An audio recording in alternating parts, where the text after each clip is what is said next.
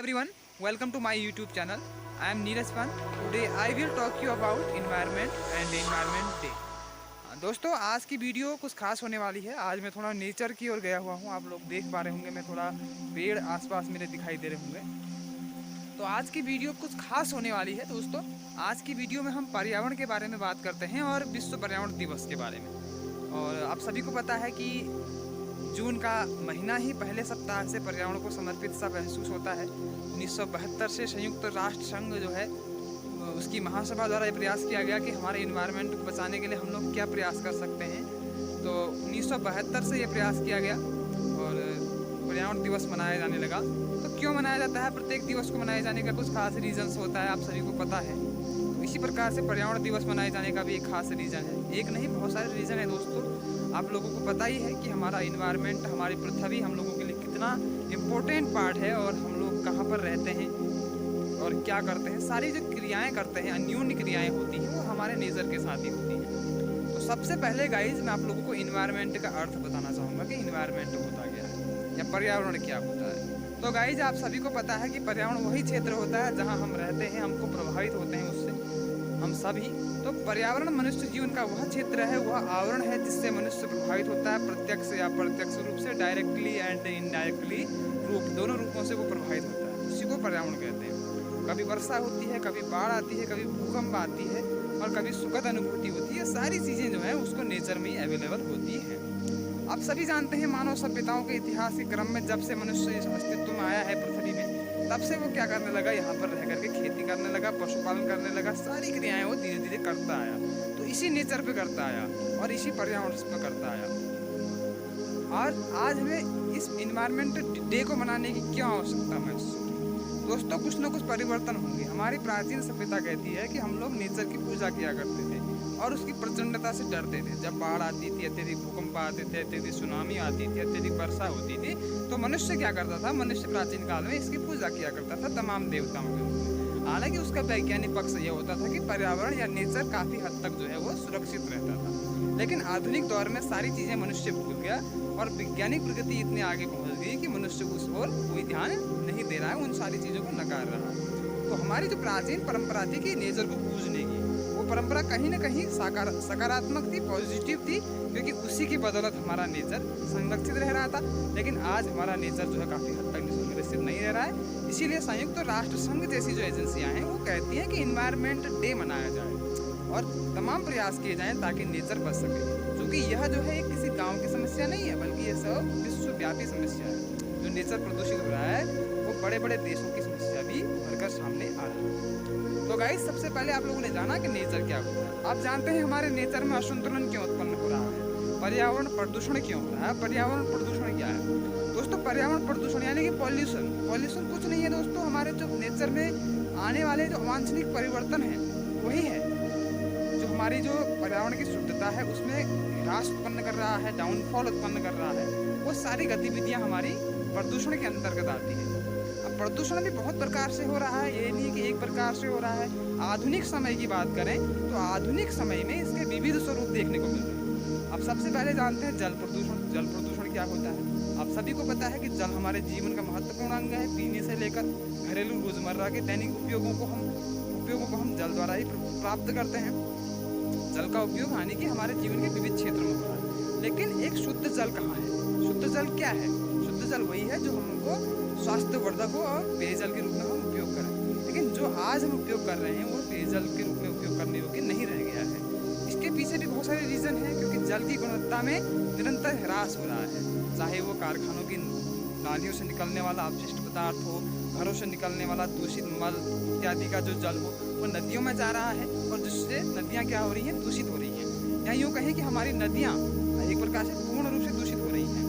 या गंगा को देखें, गंगा नदी हम निरंतर कूड़ा, अपशिष्ट पदार्थ, घरों से निकलने वाला वॉशिंग पाउडर, कपड़े धोना, पशुओं को नहलाना इत्यादि क्रियाएं कर रहे हैं। तो इससे वहाँ जल प्रदूषित हो रहा है और मानव जीवन जो है हैजा, टाइफाइड, पोलियो, चेचक, पीलिया तमाम प्रकार की बीमारियों से जूझ रहा है। तो जल संरक्षण एक महत्वपूर्ण आज के समय में आवश्यकता बन गया है और जल प्रदूषण एक महत्वपूर्ण अभिशाप बन गया।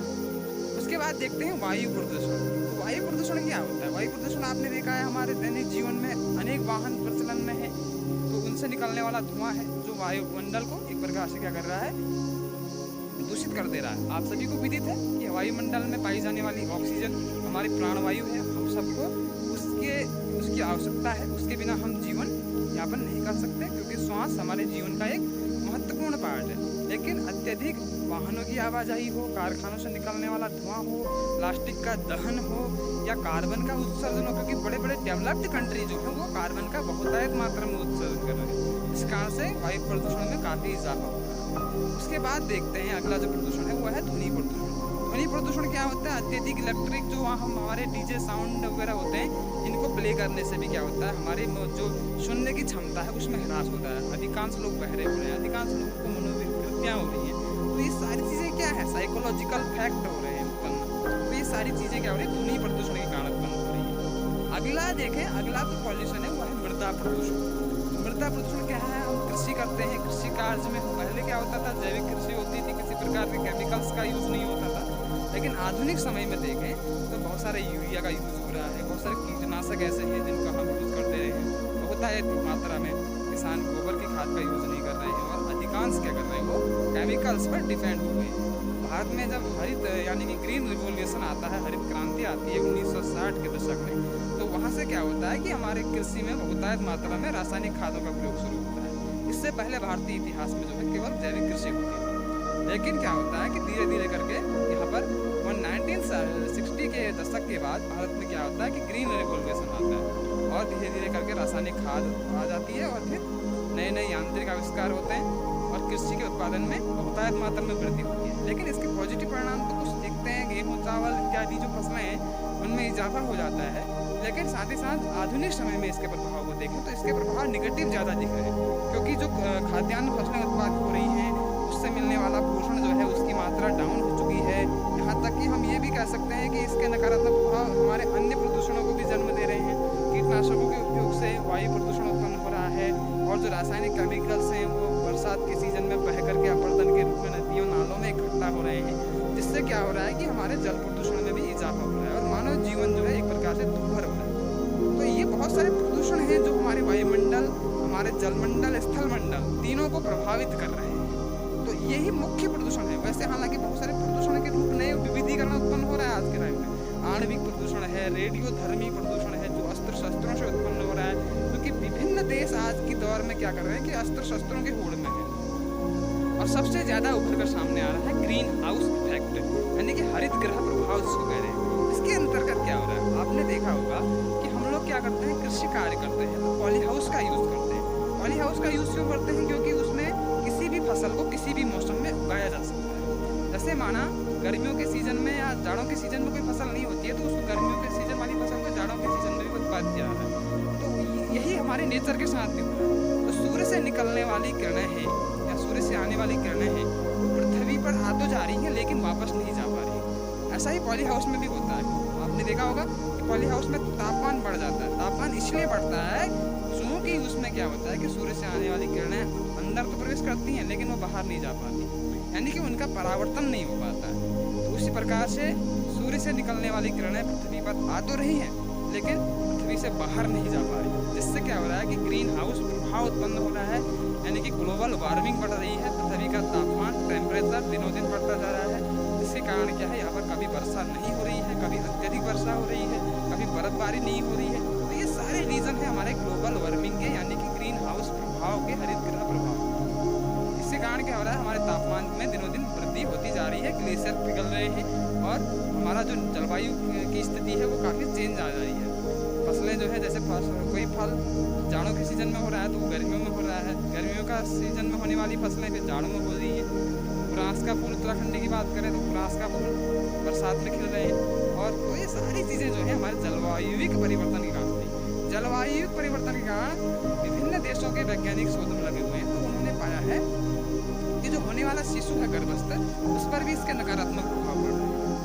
और जो केमिकल युक्त हम खाद्य पदार्थ खा रहे हैं तो उसके कारण मनुष्य की आयु दिनों दिन कम होती चली जा रही है, उसकी इम्यून क्षमता जो है वो डाउन हो रही है, जैविक कृषि से उत्पाद है ही नहीं। तो आधुनिक समय में सरकार जो है इन चीज़ों को रोकने के लिए बहुत सारा प्रयास कर रही है। तो गाइस, आप लोगों ने जाना कि इन्वायरमेंट क्या होता है और इन्वायरमेंट में क्या है पॉल्यूशन के विविध स्वरूप, और क्या इसके प्रभाव है। अब हम बात करते हैं थोड़ा सा इनके रोकथाम के उपाय के बारे में। दोस्तों सबसे पहले तो हम लोगों को बहुत सारे पॉल्यूशन जो हमने बताए हैं इनको रोकने की आवश्यकता है। जो कि हम पर्यावरण दिवस मना रहे हैं, तो पर्यावरण दिवस के अवसर पर संपूर्ण राष्ट्र को एक जागरूकता लानी होगी, पूरे विश्व को, क्योंकि ये किसी एक गांव की समस्या नहीं है, किसी देश की समस्या नहीं है, बल्कि यह केवल एक भूमंडलीकृत प्रॉब्लम है, यानी कि एक इंटरनेशनल लेवल की प्रॉब्लम है। इसको सॉल्यूशन करना होगा। जो कि विकसित देश है, माना अमेरिका है, जापान है और ये बड़े बड़े डेवलप्ड इंग्लैंड है, ये ऐसे कंट्री हैं जो कार्बन का बहुतायत मात्रा में उत्सर्जन कर रहे हैं। कार्बन उत्सर्जन यानी कि क्योटो प्रोटोकॉल की बात करें तो क्योटो प्रोटोकॉल एक समझौता हुआ था जिसमें भारत ने हस्ताक्षर नहीं किए। भारत ने 2002 में हस्ताक्षर किए। क्योटो प्रोटोकॉल में क्या था कि परमाणु शक्ति संपन्न देश जो कि अत्यधिक मात्रा में उत्सर्जन कर रहे हैं ग्रीन हाउस गैसों का, तो उसमें हस्ताक्षर करने थे, लेकिन भारत ने नहीं करे। तो मेरे कहने का आशय यह है कि जो पर्यावरण प्रदूषण है, विश्व के स्तर का बात कर रहा हूँ, तो विश्व स्तर पर उन देशों की ज़्यादा जवाबदेही बनती है कि जिन लोगों ने ज़्यादातर मात्रा में पर्यावरण का ह्रास किया है, उसके संसाधनों का विदोहन किया है। तो पॉल्यूशन से रिलेटेड या हमारे इन्वायरमेंट से रिलेटेड बहुत सारे मुद्दे हैं जिन पर विचार विमर्श किया जा सकता है। एक लंबी विचार विमर्श की आवश्यकता है। विश्व के देशों को एक छत्र के नीचे इकट्ठा होना होगा। जैसे 1992 में ब्राज़ील के शहर रियो डी जेनेरियो में एक सम्मेलन हुआ, तो उसी प्रकार से सभी देशों को एक सम्मेलन आयोजित करना है जिसमें यह बात रखनी है कि जिन देशों का योगदान पर्यावरण को दूषित करने में ज़्यादा है, उन लोगों को या उन राष्ट्रों को पर्यावरण के प्रति ज़्यादा जागरूक होना होगा और उन लोगों को पर्यावरण संरक्षण के लिए पहले आगे आना होगा, शिवाय अन्य विकासशील राष्ट्रों के, क्योंकि उनका योगदान तो है ही नहीं, बहुत कम मात्रा में है, उन्होंने कार्बन का उत्सर्जन किया ही कहाँ है। तो ये कुछ तो हैं उपाय जिनके कारण हम बचा सकते हैं अपने नेचर को, अपनी पृथ्वी को, क्योंकि ओजोन परत जो है वो निरंतर हमारी ह्रास की ओर जा रही है। ओजोन परत में हमारा छिद्र पाया गया है, ऐसा भूवैज्ञानिक या भूगोलवेत्ता, इतिहासकार, राजनीतिक, पॉलिटिशियन सारे लोग लंबे समय से कह रहे हैं। तो इसको बचाने के लिए करना यही है कि हमको आगे आना है एक छत्र के नीचे, एक इंटरनेशनल लेवल पर, ये नहीं कि एक राष्ट्र के लेवल पर। राष्ट्र क्या कर लेगा? राष्ट्र कुछ नहीं कर सकता, क्योंकि हमारे पास विश्वव्यापी पारस्परिक जुड़ाव है। एक हमारे पास संयुक्त राष्ट्र संघ है, उसकी महासभा में जाइए, वहाँ पर उपस्थित होइए, एक सम्मेलन आयोजित करने का प्रस्ताव रखना चाहिए। एक जिम्मेदार राष्ट्र की, जिम्मेदार विश्व की पहचान होगी। तो गाइज ये कुछ पर्यावरण को बचाने से संबंधित इंटरनेशनल उपाय हैं। अब कुछ क्षेत्रीय और राष्ट्रीय उपाय भी हो सकते हैं जिनके तहत हम बचा सकते हैं। जैसे जल प्रदूषण को रोकने के लिए हम क्या कर सकते हैं? जल प्रदूषण को रोकने के लिए हम प्लास्टिक के प्रयोग पर प्रतिबंध लगा सकते हैं, केमिकल्स का यूज कम से कम करें, क्योंकि जल में प्रवाहित होने से बचे, और अस्थियों का विसर्जन भी कम से कम हो जल में, क्योंकि उससे भी हमारा पॉल्यूशन काफ़ी हद तक बढ़ जाता है जल में। क्योंकि तमाम धार्मिक कृत्य होते हैं, जैसे पूजा पाठ है, यानी कि फूलों को विसर्जित कर दिया जाता है, पूजा पाठ की सामग्री को भी विसर्जित किया जाता है, तो उससे भी काफ़ी हद तक जल प्रदूषण हो रहा है। और वायु प्रदूषण को रोकने के लिए कम से कम प्रयोग हो वाहनों का, अगर आप चाहें तो। और आधुनिक समय में तो वैसे भी कम उपयोग हो रहा है। लॉकडाउन पीरियड में हम सभी देख रहे थे कि हमारी जो गंगा है वो काफ़ी अविरल रही थी, क्योंकि न तो वायु प्रदूषण हुआ न जल प्रदूषण हुआ, सारे वाहन इकट्ठे अपने एक छत्र के नीचे रहे थे। तो यही स्थिति हो, साइकिल का यूज अधिक से अधिक होना चाहिए, प्लास्टिक का कम से कम हो। कारखानों को ऐसे स्थान पर निर्वासित किया जाए जहाँ पर किसी प्रकार की मानव बस्ती कम हो, न्यून हो, वहीं पर जल की पॉल्यूशन की कंडीशन उत्पन्न न हो, तो वहाँ पर कारखाने लगाए जाए। और जो हमारे डीजे साउंड वगैरह जो बड़े बड़े वाद्य यंत्र हैं, इनका प्रयोग कम किया जाए या न्यूनतम आवाज़ पर इसको बजाया जाए, ताकि मनुष्य की जो सुनने की क्षमता है, डेसिबल की क्षमता है, उस पर कोई नकारात्मक इफेक्ट न पड़े और कोई साइकोलॉजिकल इफेक्ट उसके अंदर विकार उसके अंदर उत्पन्न न हो। तो ये भी तो हमारे मनुष्य जीवन का एक महत्वपूर्ण अंग है। तो ध्वनि प्रदूषण भी रोकना होगा। आणविक प्रदूषण को रोकने के लिए अस्त्र शस्त्रों के उत्सर्जन, परमाणु विस्फोट, ये सारी चीज़ें कम करनी होंगी। और इसके साथ ही साथ मृदा प्रदूषण को बता दिया कि मृदा प्रदूषण रोकने के लिए हमको जैविक कृषि अपनानी होगी और केमिकल्स का यूज़ कम से कम करना होगा। तो दोस्तों ये थे मेरे विश्व पर्यावरण दिवस और पर्यावरण को बचाने से संबंधित कुछ टिप्स। यदि आपको पसंद आते हैं तो आप वीडियो को लाइक करें, चैनल को सब्सक्राइब करें और दोस्तों के साथ अवश्य शेयर करें। तो दोस्तों मिलते हैं अगली वीडियो में, तब तक के लिए नमस्कार। और इस पर्यावरण दिवस के उपलक्ष्य में आप लोग पर्यावरण को बचाएंगे। आई होप, मैं ये कामना करता हूँ कि आप प्लांटेशन करना शुरू करेंगे, बरसात का सीज़न आ जाएगा और एक न एक पेड़ अपनी इस पर्यावरण की दिवस की स्मृति में आप एक पेड़ अवश्य लगाएंगे। तो मैं ये कामना करता हूँ। नमस्कार।